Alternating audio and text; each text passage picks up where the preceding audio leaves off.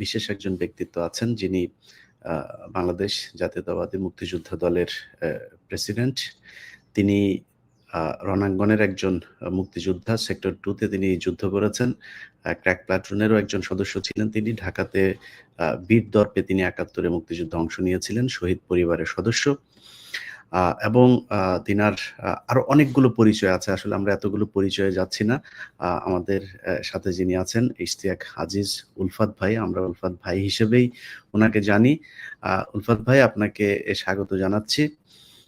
উলফাত ভাইয়ের আরো একটা পরিচয় আছে। তিনি হচ্ছেন আমাদের সবার প্রিয় বীর মুক্তিযোদ্ধা লেফটেন্যান্ট কর্নেল বীর শরীফুল ইসলাম ডালিম ভাই। উনার একজন অনুসারী, অত্যন্ত পছন্দের একজন মানুষ উনি।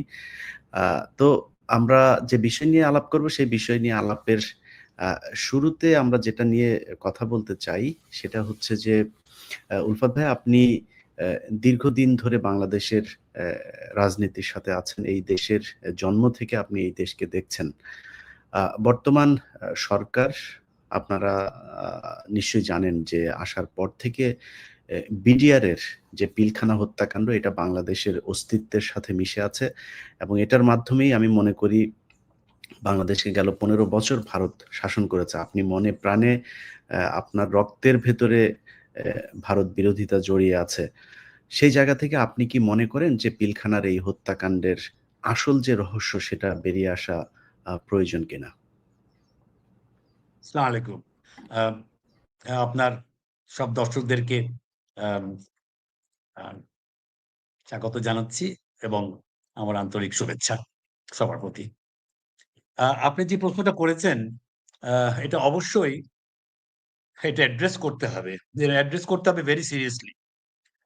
তার কারণ আমরা স্বাধীনতা অর্জন করেছিলাম কোট আনকোট ৭১-এর ১৬ই ডিসেম্বর। কিন্তু ১৬ই ডিসেম্বরের থেকেই বাংলাদেশের বিরুদ্ধে যেই কার্যক্রম ভারত চালিয়েছে, ওটা প্রমাণ হয়ে গেছে ওই রেসকোর্সের সারেন্ডার সেরিমনির থেকে।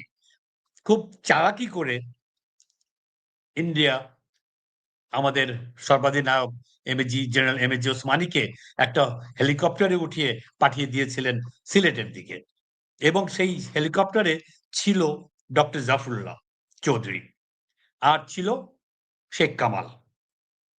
তো they had plan to shoot it down. তো গুলি মেরেছিল কিন্তু খুব বেশি একটা আঘাত করতে পারেনি। কোনো মতে তারা সিলেটে ল্যান্ড করেছিল। তো সেদিন থেকেই ১৬ই ডিসেম্বর এবং তার আগের থেকেই সবকিছু তাদের প্ল্যান প্রোগ্রামে ছিল। কিন্তু ১৬ই ডিসেম্বর এটা এক্সপোজড হয়ে গেল সবার কাছে যে তারা আমাদেরকে কবজায় নেবে এবং তারা আমাদেরকে তাদের সাবজেক্ট হিসেবে, not as friends, not as an independent country, তারা একটা তাদের কন্ট্রোলের মধ্যে রাখবে। তো এই যে বিডিআর কিলিংটা ঘটলো, শেখ হাসিনা এবং আওয়ামী লীগ ক্ষমতায় আসার ৩ মাসের মধ্যে। আমি একটু এর আগে যাব। আমি কলকাতায় ছিলাম ২০০৮ এ। আমি যে হোটেলে ছিলাম সেই হোটেলে একটা ফোন কল আসে এবং বলে যে আমার কাছে কিছু লোকজন দেখা করতে এসছে। তা আমি একটু অবাকই হলাম। বুঝলাম কারা এরা? বলে সরকারের পক্ষ থেকে। তা আমি আরো অবাক হলাম। তো বললাম যে আমি তো ভাই সরকারের লোকও না, আর আমি তো সরকারের সাথে আমার কোনো কাজও নেই। বলে কি না, আপনি একটু নিচতলায় আসেন। তো আমি রিসেপশনে গেলাম। গিয়ে ওদের সাথে বসলাম। দেখলাম ৫ জন লোক।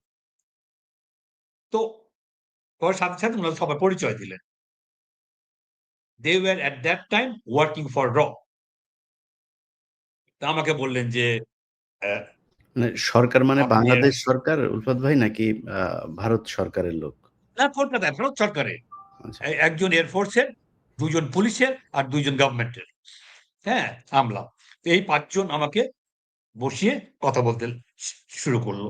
যে আমাকে বলল যে, "আপনি ওরকম ইশতিয়াক জুলফাত, আপনি একটা মুক্তিযুদ্ধ সংগঠনের চেয়ারম্যান। আপনি আম আপনার সাহায্য আমরা চাই।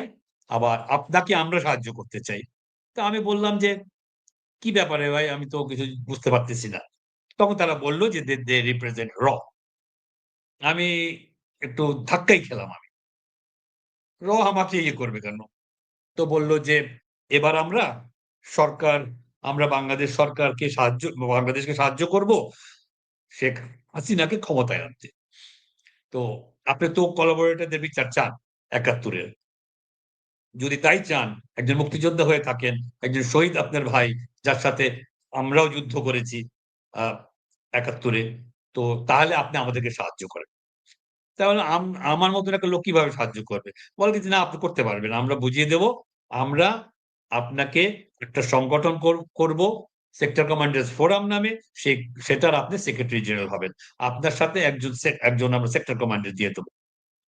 আর আপনাকে আপনার অ্যাকাউন্টে ২০ কোটি টাকা দিয়ে দেব এবং আপনার যা লজিস্টিক সাহায্য লাগবে, আমরা আপনাকে সবকিছু দিয়ে সাহায্য করব। এবং আমরা আওয়ামী লীগ ক্ষমতায় আসার পর আপনি এমপি হতে চান, অ্যা মন্ত্রী হতে চান, অ্যাম্বাসেডর হতে চান, আমাদের কোটায় আপনি এই সমস্ত যা খুশি আপনি হতে পারবেন।" আমি মনে, মনে চিন্তা করলাম, আমার ভাই শহীদ আশরাফ হোসেন আমার বীরুত্তম। সে ২২-২৩ বছর বয়সে মাথার মধ্যে একটা মেশিন গানের বুলেট নিয়ে সে পড়েছিল আ নদীর পাড়ে পাকিস্তান আর্মির বিরুদ্ধে যুদ্ধে। আমার বাবাকে আমার জন্য উঠিয়ে নিয়ে গিয়ে অমানসিক টর্চার করেছে পাকিস্তান আর্মি, অমানসিক।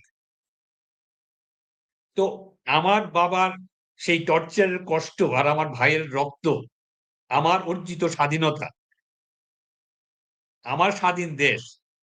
আর আমি তাদের কাছ থেকে, তাদের কৃপায়, তাদের কোটায় আমি মন্ত্রী মিনিস্টার হব। তো যাই হোক, আমার এটার থেকে বেরোতে হবে। আমি তাদের কাছে বললাম যে, "আমি এখন কথা দিতে পারছি না। আমার সাথীদের সাথে কথা বলতে হবে। তো আমি সামনের মাসে আপনাদের সাথে কথা বলব। I just want to get out of that thing." তো এনিওয়ে বলল যে, "ঠিক আছে, তাহলে আপনার সাথে যে আমার কথা হয়েছে, আমরা একজনকে দিল্লি থেকে আনবো। আপনি কবে ফেরত যাবেন?" তো আমি যাচ্ছিলাম তখন আ বম্বেতে। একজন আমার খুব কাছের মানুষ আজকে যে নেই, হ্যাঁ? তার চিকিৎসার জন্য। তো আমি বললাম যে, "আমি ১৫ তারিখে ফিরবো। ১৬ তারিখে এখান থেকে আমি দেশে ফেরত যাবো।" তো আমি এই বলল, "আমাদের কাছে সাহায্য নেন, টাকা-পয়সা নেন, এমনি ধরুন।" আমি বললাম, "আমার কিচ্ছু দরকার নেই। আমার গরিবি হালে আমার ৩ টা বাচ্চা নিয়ে আমি যাচ্ছি। আমি তাজমহল যাবো, আমি আ আজমের শরীফ যাবো। বলে কি, "এখানে সব জায়গায় আমাদের বাংলো আছে, আমাদের আ গাড়ি আছে, আপনি আমাদেরকে নেন।" আমি বললাম, "না, আমি কিচ্ছু নেব না এখন। তো আমি এর পরবর্তীতে আপনার কাছ থেকে সবকিছু নেব।" তো আমি ১৬ তারিখে আমার ফেরত আসার কথা। আমি হোটেলে গিয়ে বললাম যে, "আমি ১ দিন আগে ফেরত যাবো।" ফিরে এসে। "আমি ১ দিন আগে ফেরত যাবো। তো টাকা-পয়সা সব যিনি ক্লিয়ার করে।" তো ওরা ইনফরমেশনটা দিয়ে দিয়েছে এদেরকে যে উনি একদিন আগে চলে যাচ্ছেন। আমার কাছে ফোন কল আসলো। তখন আমি নিউ মার্কেটে হাঁটাহাঁটি করছি। আ সবাইকে নিয়ে, পরিবারকে নিয়ে, বাচ্চা-কাচ্চা নিয়ে। তো বলল যে, "আপনি আ একটু আপনার হোটেলে আসেন। একটু কথা আছে আপনার সাথে।" তো আমি ওদেরকে বললাম যে, "তোমরা উইন্ডো শপিং করতে থাকো আর আমি গিয়ে একটু আসি।" নিউ মার্কেটে একটা হোটেলে ছিলাম আমরা। তো গেলাম। যাওয়ার পর উনি বললেন যে, "আপনি তো আমাদেরকে বলেন নাই আপনি কালকে চলে যাচ্ছেন।" হ্যাঁ? তো এনিওয়ে আমাদের উনি দিল্লি থেকে আসছেন। আপনি একটু কথা বলেন উনার সাথে। আ তো আমি কথা-টথা বললাম যে, "আমি কবে আসবো?" উনি জিজ্ঞেস "আমি আসবো না, উনারা আসবেন।" তা আমি বললাম যে, "ভাই রয়াল লোকজনের নিয়ে কোথায় ঢাকায় বসবো আমি? আর তাছাড়া আমার তো আসার ইচ্ছা নাই। আমার তো এটা কিছু করার ইচ্ছা নাই।" আমি সব ওনাদের সাথে কথাবার্তা বলে আমি তার পরের দিন আমি চলে আসলাম। আমি তারপরে ৩-৪ মাস আমি কোন ফোন ধরি না। অচেনা ফোন তো ধরিই না। আর ইন্ডিয়ার ফোন তো ধরিই না এবং বিদেশি ফোনও আমি ধরি না। এর ঠিক ১ বছরের মতন পরে অলরেডি আওয়ামী লীগ ক্ষমতায়, শেখ হাসিনা ক্ষমতায়। আমি বসে আছি। তো ফোন আসলো। বিদেশি ফোন দেখে আমি ধরে ফেললাম তাড়াতাড়ি। প্রায় বছর খানেক পর। ২৬শে ফেব্রুয়ারি ২০০৯। বিডিআর কিলিং হয়েছে ২৫শে ফেব্রুয়ারি। ফোন করে ধরছি পরেই বলে কি যে, "ভাই আমি অমুক, দাদা আমি অমুক। আমি আপনাকে লন্ডন থেকে ফোন করছি।" আমি বললাম, "আপনি লন্ডনে কেমন করে? কোথায়?" বলে যে, "আমাকে প্রাইস পোস্টিং দেয়া হয়েছে শেখ হাসিনাকে এবং আওয়ামী লীগকে ক্ষমতায় আনবার জন্য। আপনি যদি আমাদের সাথে থাকতেন, তাহলে তো আপনি এখন কত পাওয়ারফুল লোক থাকতেন বাংলাদেশে।" আমি ভাই কপালে ছিল না আমার এখন কি করব আমি? হয়নি। বলে যে, "না আমি সেইজন্য ফোন করি নাই। তো আপনি একটু একটা ইনফরমেশন আমাদেরকে দিতে হবে। আ এই যে বিডিআর কিলিং হলো কালকে, এটা সম্বন্ধে আপনার একটু ইনফরমেশন নেন। সবাই যে আমাদেরকে দোষ দিচ্ছে যে এটা নাকি ভারত করিয়েছে। ঠিক ২৪ ঘন্টা পার হয়নি। সে আমার কাছে বলছে যে এটা সে তারা খবর পেয়েছে যে ভারত করিয়েছে। তা আমি বললাম যে, "আমি কেমন করে আপনাদেরকে খবর দেব? আমি ইন্টেলিজেন্স লোকও না, আমি আর্মির লোকও না।" বলে কি, "না ভাই আপনি পারবেন ইচ্ছা করলেই আপনি একটু করেন, আমি কালকে আপনাকে আবার ফোন করব।" বলে বিদায় নিল। আমি ভাবতে লাগলাম যে আজকে ১ বছর পর এই ঘটনা স্টিল গোইং অন বিডিআর পিলখানায়। আমাকে ফোন করল। সে ওই ঠাকুরঘরে কে কলা খায় না, ঐরকম একটা সিচুয়েশন সে আমাকে স্মরণ করিয়ে দিল যে, "দেখো আমরা কি করতে পারি। আমরা কি করেছি এবং আমরা কি করতে পারি।" তো যাই হোক, এই বিডিআর কিলিংটার মধ্যে দিয়ে আমাদের স্বাধীনতা সার্বভৌমত্বের উপরে একটা বিরাট আঘাত একটা। বিকজ ওরা খুব meticulously প্ল্যান করে এই বিডিআর কিলিংটা করিয়েছে। কারণ তারা দেখেছে যে একটা আর্মি, সেনাবাহিনী যখন patriotic থাকে, which is their duty, which their promise to serve the country and the people, যদি থাকে তাহলে কিছু করা তাদের ইচ্ছা মতন সম্ভব না। কাজেই ওই জায়গাটায় সবচেয়ে শক্ত জায়গাটায় আমাদের ওখানে হিট করতে হবে। যত ইম আমাদের সাহসী অফিসার, হ্যাঁ? কার্যক্রম করেছে ওই পর্যন্ত ৭৫ পর্যন্ত। ওদের সবাইকে এ এ না এটা অ অ ওই ২০৭১ এর পর থেকে ২০০৯ পর্যন্ত। তাদের সবাইকে ওই দরবার হলে এনে ওই রমজানের সেই একটা অ্যালিগেশন তাদের বিরুদ্ধে দিয়ে তাদেরকে বসিয়ে এবং ভিতর থেকে তাদেরকে আ দিয়ে এই জিনিসটা করালো। কিন্তু ওরাও বুঝতে পারে নাই যে তাদের মধ্যেই ইন্ডিয়ান অপারেটিভসরা কাজ করেছে। সেদিনকার খোঁজ নিলে জানতে পারবেন যে একটা ফ্লাইট টেক অফ করে ঢাকা এয়ারপোর্ট থেকে। One and only flight. সেটা ঢাকা থেকে দুবাই পর্যন্ত। এবং সেখানে ৪০ জন লোক যায় এবং এদের মধ্যে এই ব্লাক ক্যাটরা যারা কাজ করেছে সেদিনকার বিডিআর এর ড্রেস পরে, ড্রেস রেখে তারা একটা গাড়িতে উঠে বা কেউ বলে আর্মি অফিসাররা এখনো বলছে যে ৮ টা আ অ্যাম্বুলেন্স কালো গাড়ি ওখান থেকে বের হয় এবং তারা কোথায় যায়? সেখান থেকে এয়ারপোর্টে যায়।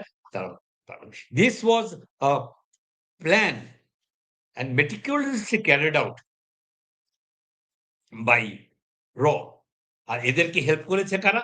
এদেরকে হেল্প করেছে আহ আমাদের তখনকার আওয়ামী লীগের আ আজম, আ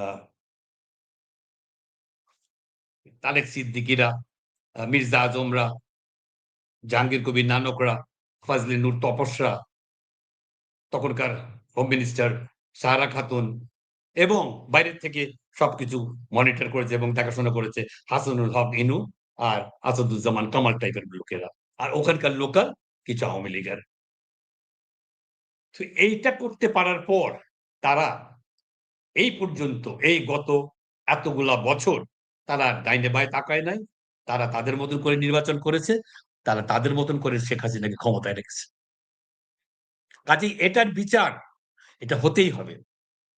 যখন এই আমাদের বিএনপির লম্বা ১৭ বছরের আমাদের যে আন্দোলন, আমাদের যে তাদের সাথে একটা বোঝাপড়া এবং তাদের অত্যাচার আমরা সহ্য করে এই পর্যন্ত এসছি এবং ঘটনাক্রমে ওই সময় এই বৈষম্য বিরোধীরা একটা সাহসী পদক্ষেপ নিয়েছে। নেওয়ার পর যখন যেদিনকার আ আবু সাইদ মারা গেল এবং কনস পরে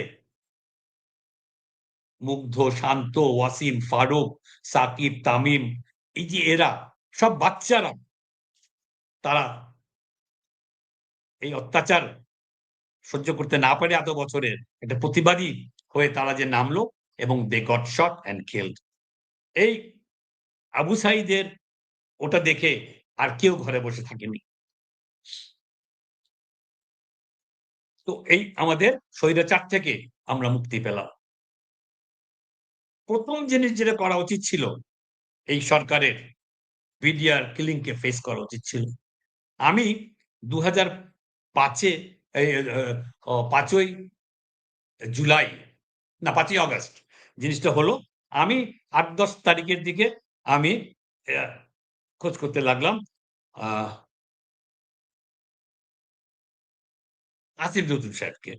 আমি তার বাসায় গেলাম। তার বাসায় গেলাম। সে কয়েকদিন পর প্রফেসরকে নিয়ে ভিতরে কথা বলছিল। আমরা বারান্দায় ছিলাম। আমি আমার সাথে মেজর মিজানকে নিয়ে গেলাম, রিটায়ার্ড একজন officer. And he has all the papers and all the documentation, and he has more knowledge than anybody else about BDR. A lot of people about BDR killing. আমরা দুজনে খুব উৎসাহ নিয়ে আমরা গেলাম। তো আমরা জিজ্ঞাসা করলাম, বলে যে, "হ্যাঁ, ঠিক আছে দুলাল ভাই আপনি এসছেন?" আমি তার সাথে ২০-২৫ বছর ধরে কাজ করি আসিফ নজরুল সাহেবের সাথে। তো তখন দেখলাম যে উনি he is not that same person, or maybe he was putting up a front all this time. হ্যাঁ? তো আমার সাথে মানে একটা অপরিচিত লোকের মতন কথা বললেন। তো উনি বললেন যে, "এটা এখন করা সম্ভব না। এখন এটা করব না।" আমি বললাম, "কেন?" "এটার মাধ্যমে আপনি পুরা সেনাবাহিনীকে আপনি একটা জায়গায় নিয়ে যাওয়া যাবে যে তারা কোনদিন কথা বলতে পারেনি। যারা কথা বলেছে চাকরি গেছে, জেলে গেছে, গায়েব হয়েছে, গুম হয়েছে। হ্যাঁ?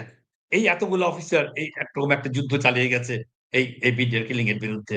আপনি এখন এটা ফেস করবেন না, আপনি কখন করবেন?" উনি বললেন যে, "না এখন আপনার করা সম্ভব না।"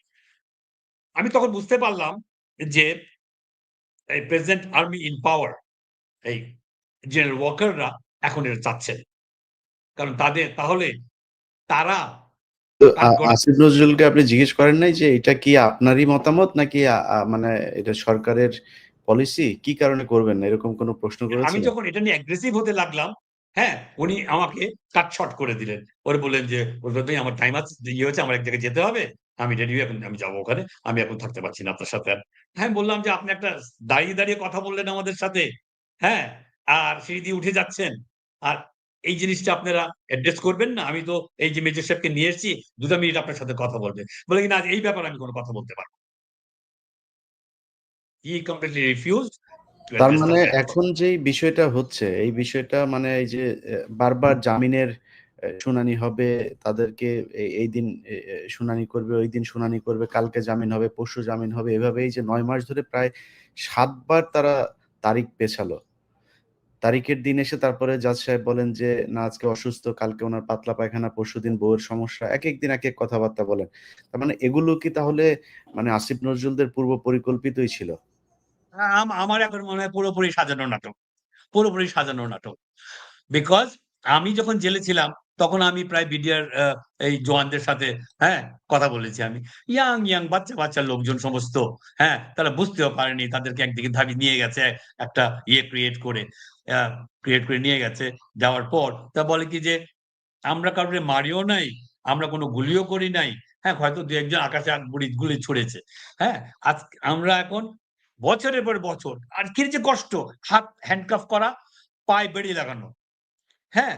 ১০০-১৫০ কে যশোর থেকে নিয়ে এসছে, হ্যাঁ? ওই আ আ সৈয়দপুর থেকে নিয়ে এসছে, চিটাগং থেকে নিয়ে এসছে হাজিরা দেওয়ার জন্য। কি যে কষ্ট লাগে! And all of these are just innocent people. They're victims of a big and very meticulously planned conspiracy. জি, ইশাক ভাই এখনো আমরা সেটা আ আ আমরা ধরেন এখনো সেটা নিয়ে চলছে। Through this Asif Nazrul and others. Because Asif Nazrul সাহেব উনার আবির্ভাবটা কেমন করে? উনি সিনে আসলেন কেমন করে? আজকে থেকে বহু বছর আগে ওই জাহানারা ইমাম, শহীদ মাতা, রুমির মা আমাদের সাথে যোদ্ধা ছিল।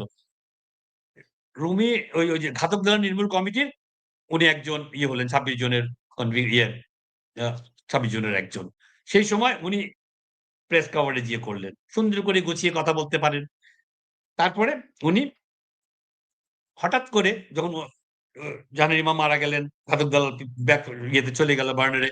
উনি ডক্টর জাফরুল্লাহর উপরে পড়লেন। ডক্টর জাফরুল্লাহকে মানুষ ভালোবাসে, আর দেশের মানুষ ভালোবাসে। হ্যাঁ, মিডিয়া অত্যন্ত ভালোবাসে। কারণ এখানে উনার উপরে উনি ভর করলেন। ভর করে চলতে থাকলেন। তখনই আমাদের সাথে ঘনিষ্ঠতা বেশি। তারপরে হঠাৎ উনি লাফ দিয়ে প্রফেসর ইউনূসের উপরে। হ্যাঁ, এখন হ্যাঁ, এমন এক জায়গায় বসে আছেন এবং কলকাঠি ধরছেন উনারা ৩-৪ জন মিলে। হ্যাঁ? তো ওনারা সবকিছুই ডিসাইড করেন, কার বিচার হবে, কোথায় বিচার হবে, কখন বিচার হবে, কখন নির্বাচন হবে, এটসেট্রা, এটসেট্রা। কাজেই আমরা একটা যে খুব ভালো জায়গায় আছি। বিকজ অফ ডক্টর ইউনূস আমরা অনেক বড় একটা প্রবলেম থেকে আমরা বের হয়ে গেছি। কারণ ভারত আমাদেরকে দিত না, না হলে। তাদের সবসময় প্রবলেম ছিল ডক্টর ইউনূসকে নিয়ে। এখন সেটা পার হয়ে গেছি। এখন কিন্তু এই আসিফ নজরুল সাহেবের মতো লোকেরা এখনো সেখানে বিচরণ করছে এবং তারা অনেক কিছুর আপনি বলছেন যে বিডিআর কিলিং এর কেসের ইয়ে হবে না। আমাদের বিরুদ্ধে যে কেসগুলা, আমি তখন আমেরিকায় থাকি, গেছি আমি। আমেরিকা থাকা অবস্থায় ৮-১০টা কেস আমার বিরুদ্ধে। আমি নাকি ঢাকায় পুলিশের ইয়েতে আমি ককটেল মেরেছি আমি। তো এই যে এই সমস্ত কেসগুলি আজকে ৮ মাস হয়ে গেল। আমাদের কেন এখনো গিয়ে হাজিরা দিতে হয়? কেন এই যে কয়েক লক্ষ কেস, কয়েক লক্ষ বোধহয় ৫৫ লক্ষ কেস না ওরকম কেস এগুলি বিএনপির লোকেদের বিরুদ্ধে, হ্যাঁ? সেগুলা কেন উইথড্র করা হচ্ছে না? কেন বিডিআর এটা ফেস করা হবে না? ঠিক আছে, একটা বিচার হতে টাইম লাগে, সময় লাগে। আপনি এদেরকে কেন আপনি জেলে রাখবেন? কেন আপনি বেইল দিবেন না? আপনারা জানেন যে এটা big it's a part of a very big conspiracy against the independence and sovereignty of Bangladesh. আপনি কেন যে জায়গায় বসে আছেন আইনমন্ত্রী হিসেবে আপনি কেন দেবেন না? আপনি এখনকার আইনমন্ত্রীর চেহারা দেখেন না? কি অবস্থা তার? এই আনিসুল হকের। হ্যাঁ, কি দাবরানি তার, কি পাওয়ার তার, কি ক্ষমতা তার। সে টাকা বানাতে বানাতে তার বাসায় আপনার আত্মীয় আপনি তুললেন বলে আমি এটা ইয়ে করলাম। হ্যাঁ, আমার ফুফাতো ভাই। আমি ওর বড় মামার ছেলে, ও আমার ছোট ফুফুর ছেলে। আমি যখন মাঝে, মাঝে হ্যাঁ, আমাদের বিএনপির হয়তো কেউ কে হাজির করবে, হয়তো ইয়ে করবে, আমার কাছে রিকোয়েস্ট এসছে। আমি গিয়ে বলেছি, "ভাই, কালকে উনাকে হাজির করবে, উনার বেলটা দিয়ে দিও।" যখন ওর বাসায় গেছি তখন দেখেছি আমি ওনার বাসায় রাত্রে ১১টা-১২টার সময় আমি দেখেছি চিফ জাস্টিস, আইজি, র‍্যাবের চিফ, আইজি, ডিআইজি পুলিশের বিশাল পাওয়ারফুল। দমদম ভীষণ পাওয়ারফুল। এবং এই কোভিড এর সময় উনি যখন কোর্ট-টোট সবকিছু বন্ধ, উনি উনার বাসায় উনি কোর্ট বসাতেন এবং জাজ আসতো, কনভিক্টকে আনা হতো এবং টাকা পয়সার রফা-দফা হয়ে গেলে তার বেইল ওখান থেকে হয়ে যেত। এবং সে এত টাকা কামাতো যে তার বাসায় টাকা গোনার মেশিন বসিয়েছিল। ধরেন আপনাকে আমি বেল দিয়ে দেব, আপনার বড়লোক মানুষ, আপনি বিজনেসম্যান, আপনি ফেঁসে ফাঁসিয়ে দেওয়া হয়েছে। আপনি ৳১,০০,০০,০০০ আপনি আপনি বললেন যে, "ভাই আমি এখন একটু বেল নিয়ে বাইরে যাই। বাইরে গিয়ে ভাই বিদেশ চলে যাব। এখন একটু থাকবো না। আমি ৳১,০০,০০,০০০ দেব।" ওই ৳১,০০,০০০ কে গুনবে সারারাত বসে? মেশিন বসিয়েছেন, টাকা গোনার মেশিন। হ্যাঁ? তারপরে সে became the blue eyed boy of Sheikh Hasina. How? দুদকের সে অ্যাডভাইজার হলো। মেজর ডালিমদের কিলিং এর এই এই এই শেখ মুজিবুর রহমান কিলিং এর এই ডালিম ভাইদের বিরুদ্ধে, হ্যাঁ, এই কেসের সে কর্ণধার হলো। তারপরে পিডিআর কিলিং। এই সমস্ত করে he became the blue I'd boy of Sheikh Hasina. তো দেখলো যে এত টাকা আমি রাখবো কোথায়? আমার একটা ব্যাংক দরকার। সে একটা ব্যাংকও নিল আমার ফুফুর নামে। চেয়ারপারসন কে ব্যাংকের? জানারা বেগম, আমার ফুফু। সে মারা গেল পরে তার গার্লফ্রেন্ড তৌফিকা করিম এখন টাকা পয়সা সবকিছু নিয়ে ভেগে গেছে কানাডায়। ওকে? করল। তো এখন দেখেন না তার হাতে পিছনে ইয়ে দিয়ে টেনে, টেনে নিয়ে যায়, নিয়ে আসে।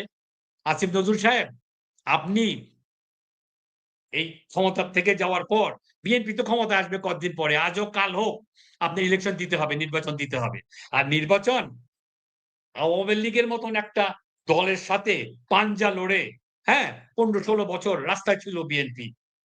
আর এখন আওয়ামী লীগ মাঠে নাই। আর আওয়ামী লীগ আগামী ১০০ বছরে আসতে পারবে না।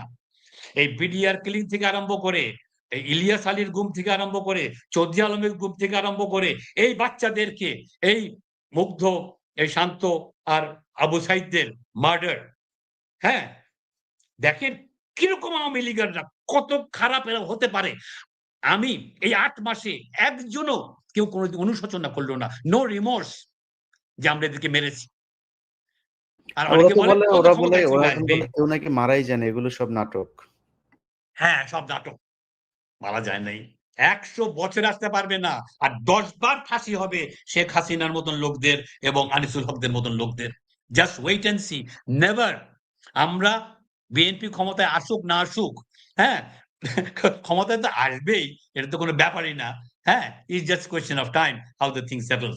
এই সংস্কার-টংস্কার হলে একটি নির্বাচন দিলেই, হ্যাঁ? ম্যাডাম চলে আসছেন। সেটি বিএনপির নতুন রক্তের সঞ্চালন হচ্ছে শরীরে। আর যখন তারেক রহমান সাহেব আসবে ৪-৫ কোটি লোক যাবে তার এয়ারপোর্টে আনতে। হ্যাঁ? পছন্দ সেদিন হোক তারেক রহমান আর যেদিন না দেশে হোক যাবে মানুষের। সেদিন সেদিন আসলে সরকার বিএনপি ক্ষমতায় চলে আসবে। মানে ওই দিন আর নির্বাচনের দরকার হবে না পরিস্থিতি। অ্যাবসোলিউটলি, যা হবে। অ্যাবসোলিউটলি। তো উলফত ভাই আমরা শেষ দিকে করি আপনার আসিফ নজরুল